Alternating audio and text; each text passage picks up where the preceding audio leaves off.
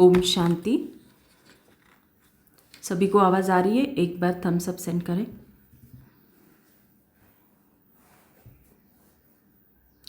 आज 6 अप्रैल 2026 प्रातः मुरली मधुबन से। बाप दादा कहे, मीठे बच्चे, बाप के पास जो वखर है माना सामान है, उसका पूरा ही अंत तुम्हें मिला है। तुम उसे धारण करो और कराओ। माना बाबा ने जो भी हमें शक्तियाँ दी है, जो भी ज्ञान रत्न किए हैं, उसको प्रैक्टिकल में यूज़ करना है और औरों को कराना है। तो जितना जितना मैं आत्मा इस ज्ञान को धारण करूँगी, उतना मेरे कर्मों से गुणों का दान होगा और उससे औरों को भी धारण करने की प्रेरणा मिलेगी। प्रश्न है, त्रिकालदर्शी बाप ड्रामा के आदि मध्य अंत को जानते हुए भी कल की बात आज नहीं बताते, क्यों? माना फ्यूचर की बात बाबा नहीं बताते हमें। हम पूछते हैं ना कि मेरे लाइफ में क्या होगा बाबा, प्लीज़ बताइए। तो बाबा हमें नहीं बताते। क्यों नहीं बताते? उत्तर, बाबा कहते, बच्चे अगर मैं पहले से ही बता दूँ तो ड्रामा का मज़ा ही निकल जाए। यह लॉ नहीं कहता। सब कुछ जानते हुए मैं भी ड्रामा के वश हूँ, पहले सुना नहीं सकता। इसीलिए क्या होगा, तुम उसकी चिंता छोड़ दो। तो अगर लाइफ में कुछ प्रॉब्लम्स है, आप बाबा को बार बार पूछ रहे हो, बाबा ये प्रॉब्लम है, सॉल्व नहीं होता, कब होगा, क्या होगा, छोड़ दो बाबा के ऊपर। और ये मेरा अनुभव है, जब हम बाबा को लिख के बताते हैं हमारा प्रॉब्लम और उनके पास अर्पण कर देते हैं ना, तो बाबा उसकी इतनी बेस्ट से बेस्ट प्लानिंग करते हैं कि हम उस प्रॉब्लम से छूटने के लिए जो रिज़ल्ट चाहते हैं ना, हमें जो रिज़ल्ट चाहिए उससे कई गुना बेहतर हमें रिज़ल्ट मिलता है। और वो ड्रामा के लिए और हम आत्माओं के लिए कल्याणकारी ही रहता है। इसीलिए हमें जो चाहिए उसकी चाहना बाबा से ना करें। बाबा जो देता है ना, वो आंखें बंद करके एक्सेप्ट करते हैं, तो उसमें भला हमारा ही है। गीत है मरना तेरी गली में। ओम शांति। यह है पारलौकिक आत्माओं का बाप। तो आज का बाबा का टाइटल, पारलौकिक आत्माओं का बाप। आत्माओं से ही बात करते हैं, उनको बच्चे बच्चे कहने की प्रैक्टिस हो जाती है। भल शरीर बच्ची का है, परंतु आत्माएं तो सब बच्चे ही है। हर आत्मा वारिस है, अर्थात लेने की हकदार है।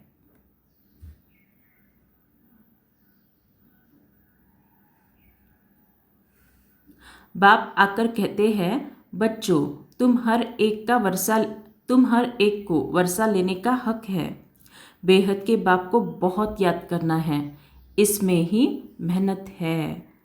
तो अभी आप ट्रैफिक कंट्रोल का कर रहे हैं पुरुषार्थ, तो आपको पता है भले ही हमें 6 बार करना है, लेकिन उसको 6 बार करने में भी कितनी मेहनत लगती है, सब लोग ऑब्जर्व कर रहे हैं। और जिनको उस ग्रुप में ऐड होना है वो मुझे मैसेज करना, फिर मैं आपको ऐड कर दूंगी। बाबा परमधाम से आए हैं हमको पढ़ाने। साधु संत तो अपने घर से आते हैं, वह कोई गावड़े से आते हैं। बाप तो परमधाम से आए हैं हमको पढ़ाने। यह किसको मालूम नहीं है, बेहद का बाप वही पतित पावन गॉड फादर है। मैं बीच बीच में रुककर हाईलाइट कर रही हूँ, नहीं तो आपको लगेगा कि बीच में आवाज़ क्यों नहीं आ रहा है। उनको ओशन ऑफ नॉलेज भी कहते हैं, अथॉरिटी है ना।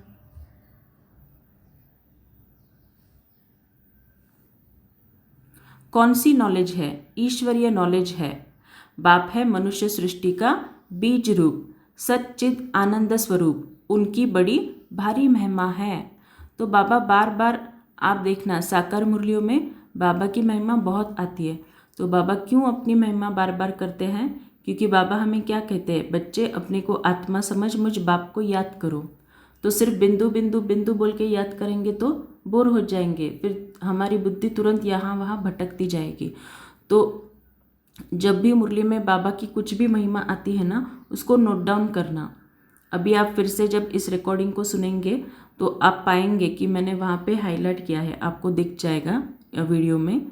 तो उस हाईलाइट किए हुए महावाक्यों को लिखना और दिन में कई बार लिखना, जितना आपको पॉसिबल है उतना लिखना। उससे क्या होगा, वो लिखना भी एक योग है, उससे बाबा की महिमा आपके दिमाग में फिट हो जाएगी। फिर बाबा जो बोलते हैं ना, चलते फिरते मुझे याद करो, तो चलते फिरते ऑटोमेटिकली वो बाबा के रिलेटेड पॉइंट्स आपको याद आएगी और बाबा की याद आपके लिए सहज हो जाएगी। सॉरी। उनके पास यह वखर सामग्री है। कोई के पास दुकान होता है, कहेंगे हमारी दुकान में यह वैरायटी है। बाप भी कहते हैं मैं ज्ञान का सागर, आनंद का सागर, शांति का सागर हूँ। तो 1 मिनट के लिए मन मनाभाव हो जाए। परमधाम में शिव बाबा को देखे।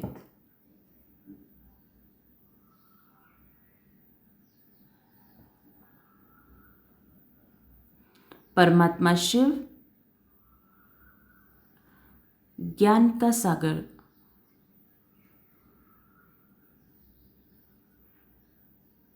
उनसे ज्ञान मुरली की शक्ति मुझ आत्मा पर बरसती जा रही है।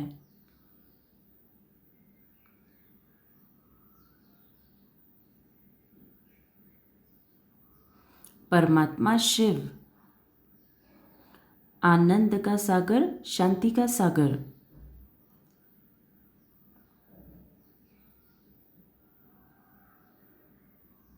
उनसे आनंद और शांति की किरणें मुझ आत्मा पर समाती जा रही है।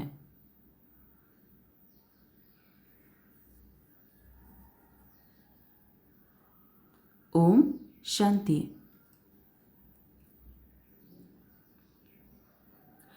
मेरे पास यह सब वखर मौजूद है। मैं संगम पर आता हूँ डिलीवरी करने।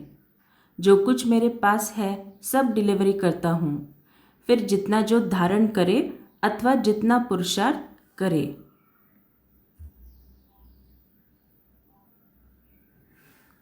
बच्चे जानते हैं बाप के पास क्या क्या है और एक्यूरेट जानते हैं।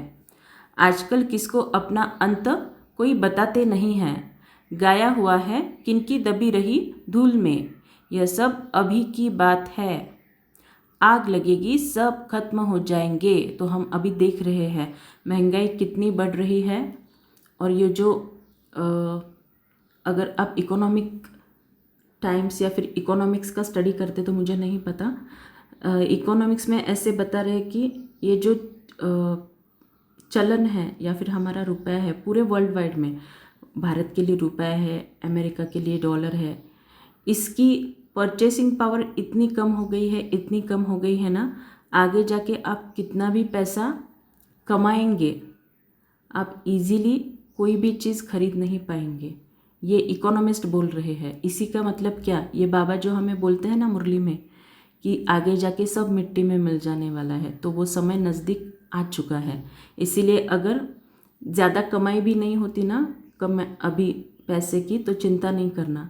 जितना हमें लगने वाला है ना जीवन जीने के लिए, अच्छे से रहने के लिए, अच्छे कपड़े पहनने के लिए, अच्छा खाना खाने के लिए, जितने पैसे की ज़रूरत है इसमें निश्चिंत रहो कि बाबा वो हमें देगा ही देगा।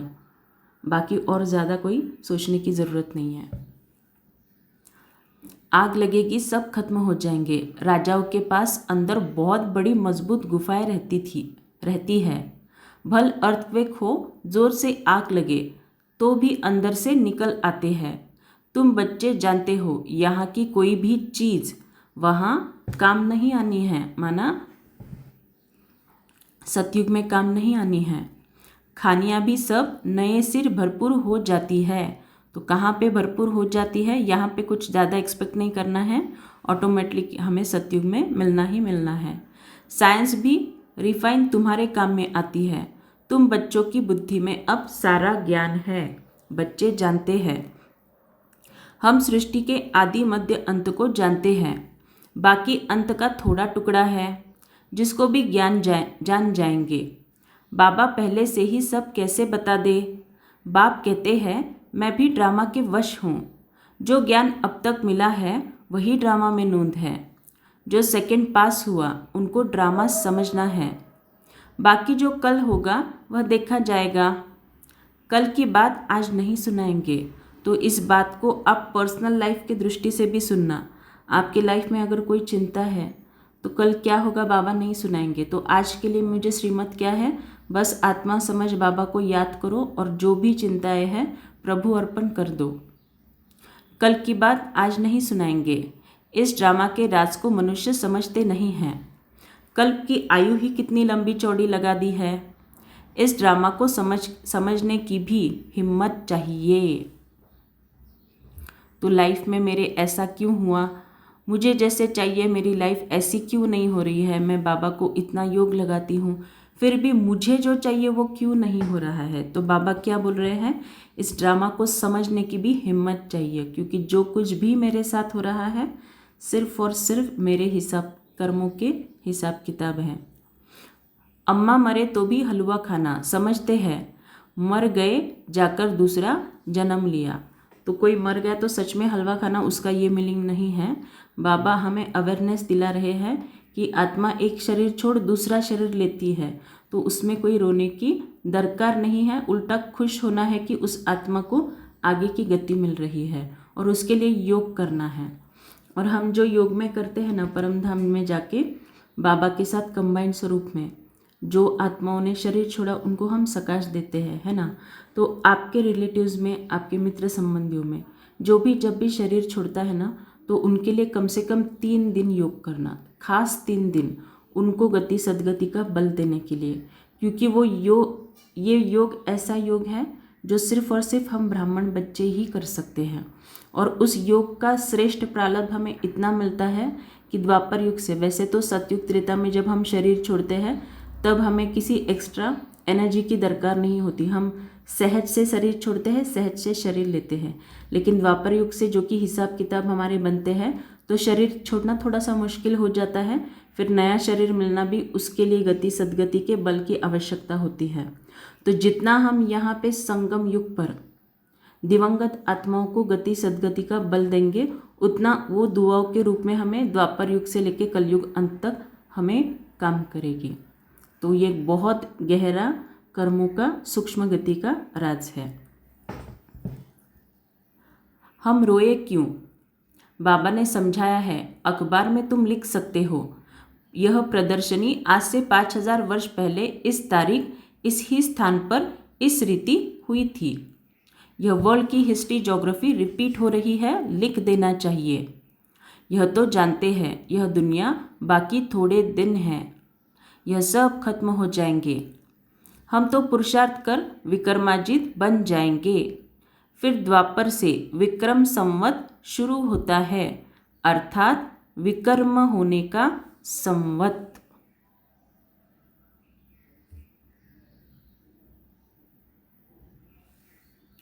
इस समय तुम विकर्मों पर जीत पाते हो तो विकर्माजित बन जाते हो। पाप कर्मों को श्रीमत से जीत कर विकर्माजित बन जाते हो। तो इसके ऊपर चिंतन लिखना, विकर्माजित कैसे बनते हैं, बहुत इजी है। वहाँ तुम आत्म अभिमानी होते हो। कहाँ पे आत्म अभिमानी होते हैं, सतयुग में। वहाँ देह अभिमान होता नहीं, कलयुग में देह अभिमान है। संगम पर तुम देही अभिमानी बनते हो। तो ये दोनों चीज़ें बहुत डिफरेंट है, आत्म अभिमानी और देही अभिमानी। आत्मा अभिमानी माना आत्मा के जो भी 7 गुण हैं वो संपूर्ण इमर्ज रूप में है और आत्मा नेचुरली उन 7 गुणों को यूज करके कर्म कर रही है। देही अभिमानी माना आत्मा अशरीरी स्थिति में है और उसके सामने हिसाब किताब है, लेकिन उस आत्मा के सभी संबंध एक शिव बाबा से, इसीलिए अन्य आत्माओं से जो हिसाब किताब आ रहा है उसका मेरे ऊपर प्रभाव शून्य, वो है देही अभिमानी स्थिति। तो दोनों के बीच बहुत डिफरेंस है। परमपिता परमात्मा को भी जानते हो, यह है शुद्ध अभिमान।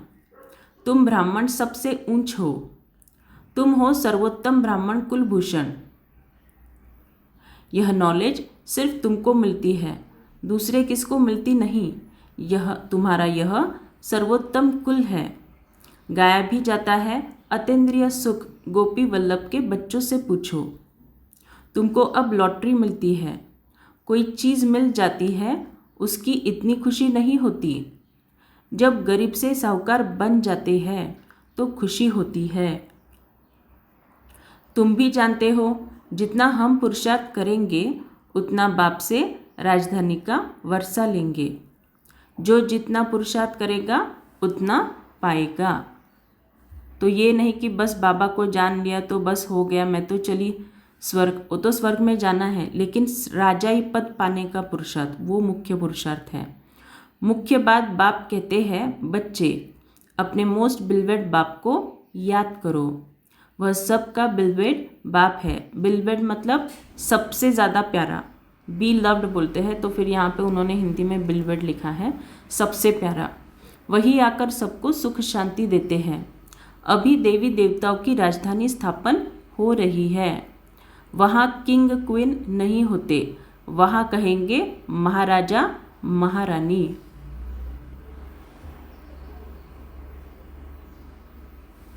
अरे भगवान भगवती कहे तो फिर यथा राजा रानी तथा प्रजा सब भगवान भगवती हो जाए, इसीलिए भगवान भगवती नहीं कहा जाता।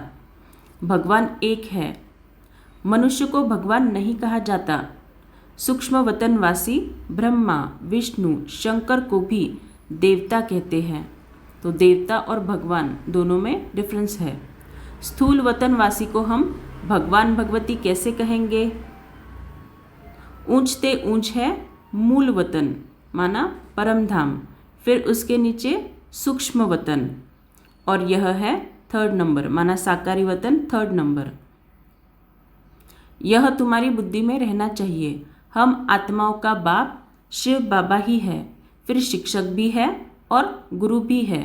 तो अभी बाबा ने यहाँ पे 3 स्टेयर्स बताया है। जैसे अलग अलग कोई अपार्टमेंट होता है तो अलग अलग मालाएं होते हैं, first floor, second floor, third floor. तो जो आत्मा थर्ड फ्लोर पे रहती है उसका ज़्यादा से ज़्यादा संबंध संपर्क थर्ड फ्लोर वालों से ही होता है। जो आत्मा सेकंड फ्लोर पे होती है उसका ज़्यादा से ज़्यादा कांटेक्ट सेकंड फ्लोर वालों से, और जो आत्मा हमेशा फर्स्ट फ्लोर पे रहती है उसका कांटेक्ट या फिर प्रभाव ज़्यादा से ज़्यादा फर्स्ट फ्लोर वाले पे। तो यही हमें योग में भी अप्लाई होता है। अगर मैं आत्मा ज़्यादा से ज़्यादा परमधाम की स्थिति में स्थित रहती हूँ तो ये जो कलयुगी वाइब्रेशन है, ये फर्स्ट फ्लोर पे है ना, वो मुझे टच नहीं कर सकेंगे। भले ही लाइफ में कितना भी कुछ भी हो, लेकिन अगर मैं बार बार बुद्धि योग से परमधाम में रहती हूँ, बाबा के साथ कंबाइंड रहती हूँ, तो यहाँ के कलयुगी वाइब्रेशन से स्वतः ही अलग रहती हूँ। उसका प्रभाव मुझ पे शून्य। हम आत्माओं का बाप शिव बाबा भी है, फिर शिक्षक भी है, गुरु भी है, सोनार बैरिस्टर आदि सब है। माना कितने भी आप रिश्ते बाबा से जोड़ सकते हो। ऐसे नहीं कि सिर्फ माता पिता, बच्चा या फिर दोस्त, ये बाकी आपके लाइफ में जो भी संबंध है। आप किसी दुकान में जा रहे हो तो उस दुकान वाले का भी संबंध आप बाबा डायरेक्ट बाबा से जोड़ दो। आपको आपकी लाइफ को मैनेज नहीं कर रहा है, बाबा को आप आपकी लाइफ का मैनेजर बना दो। कोई भी संबंध, ऐसे नहीं कि सिर्फ मुरली में आया है तो उतने ही संबंध, नहीं, कोई भी संबंध आप बाबा के साथ जोड़ सकते हो। सबको रावण की जेल से छुड़ाते हैं। शिव बाबा कितना बड़ा बैरिस्टर है, तो ऐसे बाप को क्यों भूलना चाहिए? क्यों कहते हैं बाबा हम भूल जाते हैं, माया के बहुत तूफान आते हैं। बाबा कहते हैं यह तो होगा, कुछ तो मेहनत करनी पड़े। यह है माया से लड़ाई। तुम पांडवों की और कौरवों से लड़ाई नहीं है। पांडव कैसे लड़ाई करेंगे? फिर तो हिंसक हो जाएगी। माना बाबा हमें बोल रहे हैं कि अगर हम पांडव लड़ाई करेंगे, दूसरे लोग जैसे युद्ध करते हैं वैसे अगर सच में करेंगे तो वो तो एक्चुअल में हिंसा हो जाएगी। बाप कभी हिंसा नहीं सिखाते हैं, ये अंडरलाइन करना। बाप कभी, एक मिनट,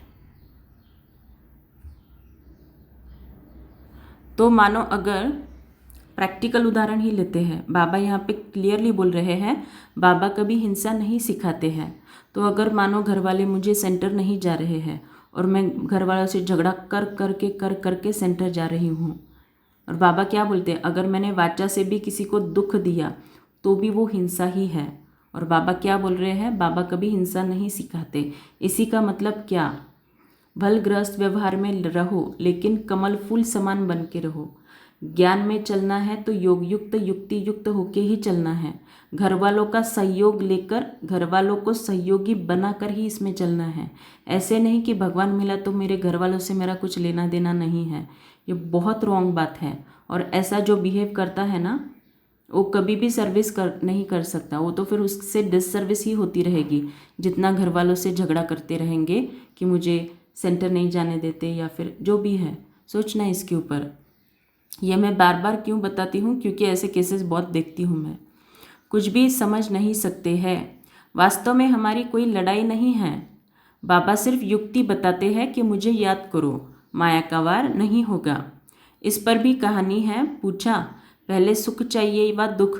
तो बोला सुख, दुख न हो सके सतयुग में।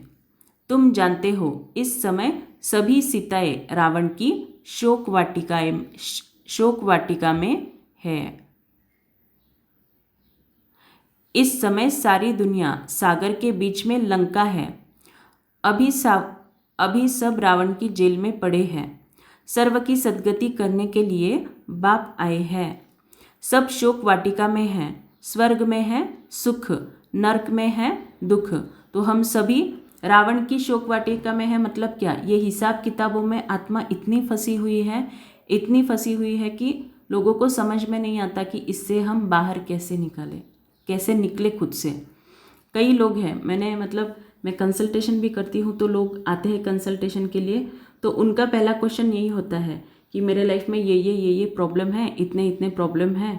तो प्रॉब्लम जब बताते हैं तो समझ में आता है, हमें तो पता ही है कि ये पिछले कर्मों के हिसाब किताब है। और एकदम क्लियरली अंत में उनका कॉमन वर्ड होता है, मुझे बस इन प्रॉब्लम्स से निकाल दो। कुछ भी करो, मुझे कुछ भी उपाय बताओ, लेकिन मुझे इस प्रॉब्लम से निकालो।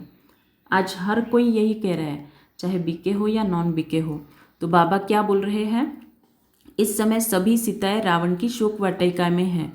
सारी दुनिया सागर के बीच में लंका है। अभी सब रावण की जेल में पड़े हैं। सर्व की सद्गति करने के लिए बाप आए हैं। तो हम आत्माओं की सद्गति कब होती है और कैसे होती है? एक तो जब बाबा से योग लगा कि हम खुद में शक्ति भरते हैं। सिर्फ उतने तक सीमित नहीं है, उतने तक काफ़ी नहीं है। उस शक्ति को यूज़ करके मैं आत्मा ज्ञान की जब धारणा करती हूँ ना, इसको ध्यान से सुनना, जब मैं आत्मा इस ज्ञान की धारणा करती हूँ और उस ज्ञान की धारणा से हिसाब किताब को चुकतू करती हूँ, तभी जाके मुझे सतयुग में श्रेष्ठ प्रारब्ध मिलेगा। अगर मैं ज्ञान को धारण न करके हिसाब किताब को चुकतू नहीं कर रही हूँ, सामने वाला मुझसे झगड़ा कर रहा है तो मैं 10 गुना ज़्यादा झगड़ा कर रही हूँ। सामने वाला उसके पुराने संस्कार से बिहेव कर रहा है, मैं भी पुराने संस्कार से बिहेव कर रही हूँ, सतयुग में नहीं आओगे। ये क्लियरली बता रही हूँ, सतयुग में आओगी ही नहीं। सतयुग में वही आत्मा आएगी जिसने अपने स्वभाव संस्कार को परिवर्तन किया। और सबसे इम्पोर्टेंट बात, जिसने अमृत वेला किया, क्योंकि अमृत वेला में ही वो शक्ति मिलती है जिससे आप स्वभाव संस्कार को परिवर्तन कर सकते हो। तो सर्व की सद्गति करने के लिए बाप आए हैं। सब शोक वाटिका में है। स्वर्ग में है सुख, नरक में है दुख। इसको शोक वाटिका कहेंगे। वह है अशोक स्वर्ग। माना स्वर्ग के जो वाटिकाएं होंगे, माना स्वर्ग के जो बगीचाएं होंगे, उसको बाबा अशोक वाटिका कहते हैं। अशोक वाटिका माना जिसमें कोई शोक नहीं है। बहुत बड़ा अंतर है। तुम बच्चों को कोशिश कर बाप को याद करना चाहिए, तो खुशी का पारा चढ़ेगा। बाप की राय पर नहीं चलेंगे, माना श्रीमत पर नहीं चलेंगे, या फिर इस ज्ञान को धारण नहीं करेंगे, तो देखो बाबा क्या बोलते हैं। बाप की राय पर नहीं चलेंगे तो सौतेले ठहरे, फिर प्रजा में चले जाएंगे। देखो बाबा क्लियरली बोल रहे हैं। कुछ सेकंड पहले मैंने आपको बोला, बाबा भी वही बोल रहे हैं। और वो भी प्रजा, कौन सी प्रजा? सतयुग की प्रजा नहीं। सतयुग की प्रजा बनने में भी बहुत मेहनत है। सतयुग में कोई ऐसे ही नहीं आने वाला। ये प्रजा की कौन सी बाबा बात कर रहे? त्रेता वाली प्रजा की बात कर रहे हैं। फिर प्रजा में चले जाएंगे, मातेले होंगे तो राजधानी में आएंगे। राजधानी माना सतयुग और त्रेता माना सेमी स्वर्ग, दोनों में बहुत डिफरेंस है। बाबा जब भी राजधानी बोलते हैं ना, क्लियरली मन में रखना है बाबा सतयुग की बात कर रहे हैं। फिर से पढ़ते हैं, बाप की राय पे नहीं चलेंगे, माना ज्ञान की प्रैक्टिकल धारणा करके खुद को अगर आप चेंज नहीं करेंगे तो प्रजा में चले जाएंगे। जो मातेले होंगे वह राजधानी में आ जाएंगे। राजधानी में आना चाहते हो तो श्रीमत पर चलना पड़े। मुझे अंडरलाइन करने दीजिए।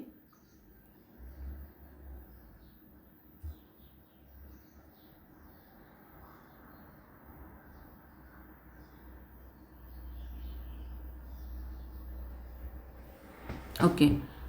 श्री कृष्ण की मत नहीं मिलती है, मत है ही दो। अभी तुम श्रीमत लेते हो, फिर सतयुग में उसका फल भोगते हो। फिर द्वापर में रावण की मत मिलती है, सब रावण की मत पर असुर बन जाते हैं।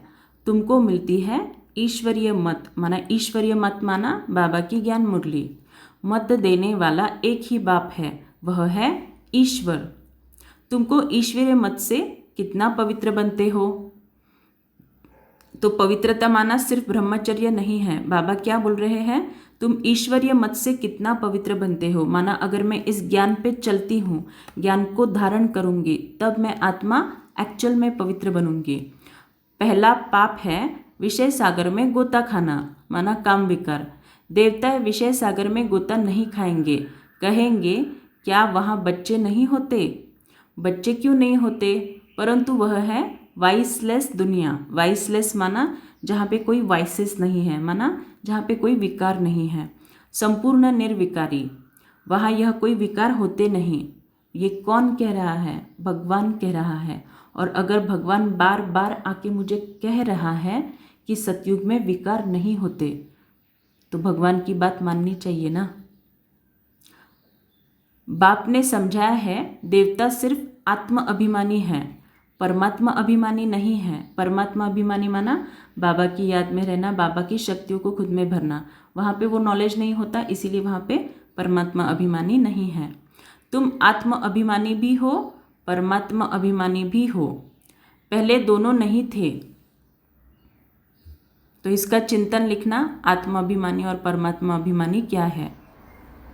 पहले दोनों नहीं थे। सतयुग में परमात्मा को नहीं जानते, आत्मा को जानते हैं कि हम आत्मा यह पुराना शरीर छोड़ फिर जाके नया शरीर लेंगी। तो वहाँ पे वो हमें अवेयरनेस रहेगा कि मैं आत्मा ने इस शरीर को धारण किया। पहले मालूम पड़ जाता है अब पुराना छोड़ नया लेना है। बच्चा होता है तो भी पहले साक्षात्कार हो जाता है। योग बल से तुम सारे विश्व के मालिक बन जाते हो। तो क्या योग बल से बच्चे नहीं हो सकते? बाबा पूछ रहे हैं, भगवान पूछ रहा है। और भगवान अगर हमें ये बता रहे हैं तो भगवान पे विश्वास तो करना चाहिए ना। तो जितना जितना आप इस ज्ञान में आगे जाओगे ना, जितना ज्ञान की धारणा करोगे, उतना मुरली के जो पॉइंट्स हैं ना, उसके ऊपर आपकी आस्था, आपकी निश्चय बढ़ती जाएगी। परंतु तुम याद भूल जाते हो, कोई को अभ्यास पड़ जाता है। बहुत सन्यासी लोग भी होते हैं जिनको भोजन का कदर रहता है, तो उस समय बहुत मंत्र पढ़कर फिर खाते हैं। तुमको भी परहेज बताई है, कुछ भी मांस मदिरा नहीं खाना है। तुम देवता बनते हो ना, देवता कभी कीचड़ पट्टी नहीं खाते, तो ऐसा पवित्र बनना है। तो ये वाली धारणा तो सिर्फ बिना खाने तक सीमित नहीं है। आप नहीं खाते नॉनवेज या फिर जो भी चीज़ें बाबा ने परहेज बताई है, अच्छी बात है। लेकिन जो लोग वो खाते हैं या फिर उस चीज़ों को बनाते हैं, उनके हाथ का भी खाना नहीं खाना चाहिए, क्योंकि फिर वो वृत्ति उस खाने में जाके, अगर वो खाना हम खाते हैं तो हमारे चित्त पर वो वृत्ति बैठती है, फिर हमारे अंदर वो थॉट्स आने लगते हैं कि क्या मैं वो थोड़ा सा खाऊं। इसीलिए कोई नॉनवेज बनाता है, कोई नॉनवेज खाता है, तो उनके हाथ का कभी खाना नहीं है। और ये भगवान की मत है। बाप कहते हैं मेरे द्वारा तुम मुझे जानने से सब कुछ जान जाएंगे, फिर जानने का कुछ रहेगा नहीं। सतयुग में फिर पढ़ाई भी और होती है। सतयुग में हम मुरली को पढ़ेंगे क्या? नहीं, वहाँ की पढ़ाई डिफरेंट है। इस मृत्यु लोक की पढ़ाई का अब अंत है, माना सबका एंडिंग अब नज़दीक आ चुका है।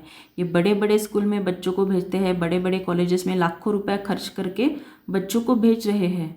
दिखता है ये सब अंतिम चरण पर है, क्योंकि बच्चों को भले ही हर साल 2-2 लाख भर के स्कूल में भेजते हैं, 10वीं के बाद आप उसको जॉब पे भेज सकते हो क्या? नहीं भेज सकते। तो सभी चीज़ें अंतिम समय पे, माना अंतिम चरण पे आई है। इस मृत्यु लोक की पढ़ाई का अब अंत है। मृत्यु लोक की सारी कारोबार खत्म हो, फिर अमर लोक की शुरू होगी। तो इसके ऊपर सोचना बाबा ऐसे क्यों बोल रहे हैं कि यहाँ की पढ़ाई का अंत है। और ये अंत हमें सच में दिख रहा है, क्योंकि इतना कंपटीशन आजकल का, अगर आप सबसे ज़्यादा कंपटीशन देखोगे ना, एक स्कूल का दूसरे स्कूल के साथ कंपटीशन, एक कॉलेज का दूसरे कॉलेज के साथ, एक यूनिवर्सिटी का दूसरे यूनिवर्सिटी के साथ, इतना कंपटीशन है कि लोग अपने बच्चों को सबसे महंगे स्कूल पर या फिर यूनिवर्सिटी में पढ़ाई पढ़ाने के लिए कर्जा लेते हैं। लेकिन फिर at the end of the day जब वो यूनिवर्सिटी से पास होते हैं तो जितना पैसा उन्होंने खर्चा किया होता है ना 3-4 साल में 15-20 लाख, उसमें से 10% भी उनका रिकवरी नहीं होता। तो यही है इस पढ़ाई का अंत। इतना बच्चों को नशा चढ़ना चाहिए। अमर लोक के मालिक थे, तुम बच्चों को अतीन्द्रिय सुख, परम सुख में रहना चाहिए। तो अतीन्द्रिय सुख हमें कहाँ मिलता है? जब हम परम धाम में बाबा के साथ कंबाइंड स्वरूप में रहते हैं। परमपिता परमात्मा के हम बच्चे हैं अथवा स्टूडेंट हैं। परमपिता परमात्मा हमको अब घर ले जाएंगे। इनको ही परमानंद कहा जाता है। तो जब भी हम घर में माना परमात्मा के साथ परमधाम में योग लगाते हैं तो हम सभी इसके अनुभवी हैं। अतीन्द्रिय सुख की अनुभूति होती है। सतयुग में यह बातें होती नहीं, यह तुम अभी सुनते हो। इस समय ईश्वरीय फैमिली के हो। अभी का गायन है अतीन्द्रिय सुख, गोप गोपियों से पूछो। परमधाम का रहने वाला बाबा आकर हमारा बाप, टीचर, गुरु बनते हैं। तीनों ही सर्वंट ठहरे।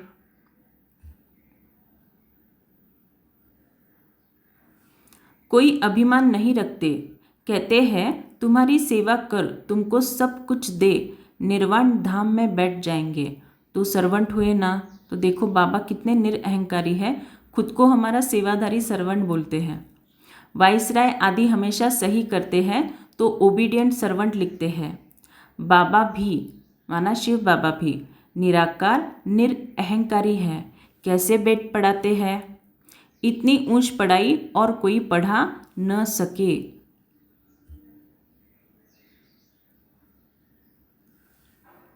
मनुष्य तो जान नहीं सकते, इनको कोई गुरु ने नहीं सिखाया। गुरु होता है तो बहुतों का, एक का होता क्या? यह बाप ही पतितों को पावन बनाते हैं। आदि सनातन देवी देवता धर्म की स्थापना कर रहे हैं। बाबा कहते हैं मैं कल्प कल्प संकल्प के संगम युगे आता हूँ। कहते हैं ना बाबा हम कल पहले भी मिले थे। बाप ही आकर पतितों को पावन बनाएंगे। तो बाबा हर रोज़ ये मुरली में कहते हैं बाबा ही आकर हमें पावन बनाते हैं। क्यों? क्योंकि आज अगर आप समाज में देखोगे तो इतने मनुष्य खुद को डिक्लेयर करते हैं कि आप मेरे पास आओ तो पापों से मुक्त हो जाओगे, मेरे पास आओगे तो पापों से मुक्त हो जाएंगे। और बहुत सारे लोग करोड़ों की मात्रा में उन लोगों के पास जाते हैं। उसका भी अंत होना है, क्योंकि आखिर में लोगों को रियलाइज़ होगा कि हम इनके पास जाके भी पापों से मुक्त नहीं हो रहे हैं, दुखों से मुक्त नहीं हो रहे हैं। तब जाके फिर हमारे ऊपर सबकी नज़र जाएगी कि इनको मिला ही कौन है जो इतने सुखी है। तो बाबा कहते हैं पतितों को पावन बनाता हूँ मैं खुद। तो यह सब धारणा करनी चाहिए, फिर बताना चाहिए। बाबा ने क्या समझाया? बाप से हम भविष्य 21 जन्मों का वर्षा लेते हैं। यह याद रहने से फिर खुशी में रहेंगे। यह परमानंद है। मास्टर नॉलेजफुल, ब्लिसफुल, यह सब वरदान बाप से अभी तुमको मिलते हैं। तो बाप जैसे नॉलेजफुल है, बाबा हमें भी मास्टर नॉलेजफुल, ब्लिसफुल बनाते हैं। सतयुग में अभी बाबा देखो सतयुग के लिए क्या कह रहे हैं, आज नया पॉइंट बता रहे हैं। सतयुग में तो सब बुद्धू होंगे। तो बुद्धू क्यों बोल रहे हैं बाबा? इन लक्ष्मी नारायण को तो कुछ भी नॉलेज नहीं।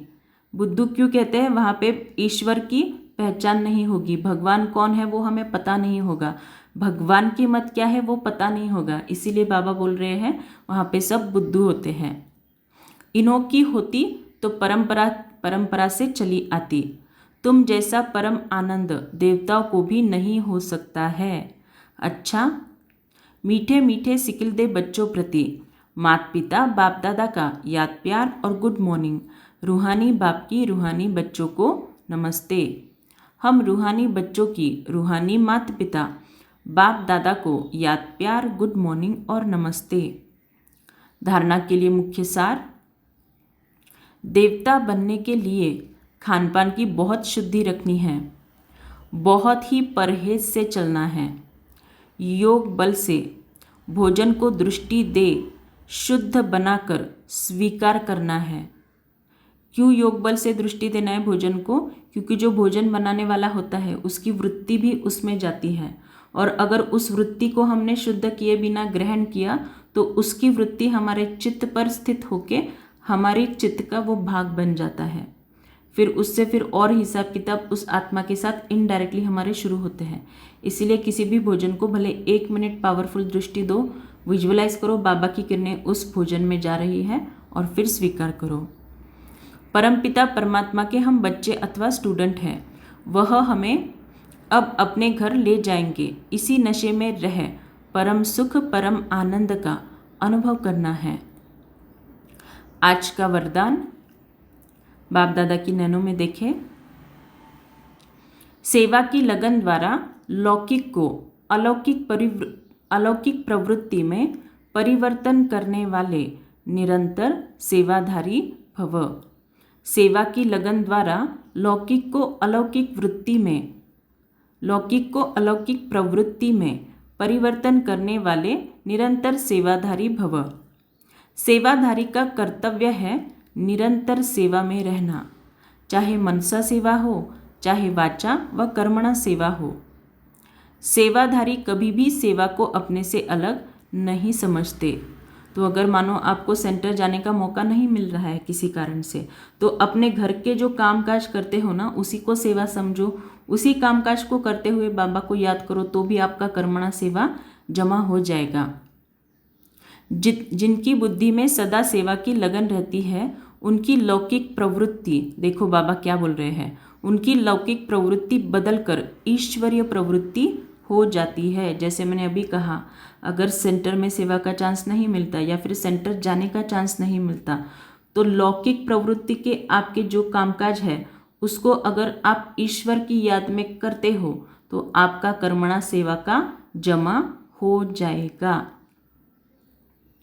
सेवाधारी घर को घर नहीं समझते। देखो बाबा भी ये बोल रहे हैं, ये मैंने पढ़ा नहीं था, बाबा खुद बोल रहे हैं। सेवाधारी घर को घर नहीं समझते लेकिन सेवा स्थान समझकर चलते हैं। सेवाधारी का मुख्य गुण है त्याग। त्याग वृत्ति वाले प्रवृत्ति में तपस्वी मूर्त होकर रहते हैं, जिससे सेवा स्वतः होती है।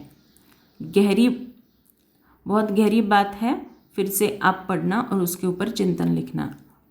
स्लोगन है, अपने संस्कारों को दिव्य बनाना है तो मन बुद्धि को बाप के आगे समर्पित कर दो।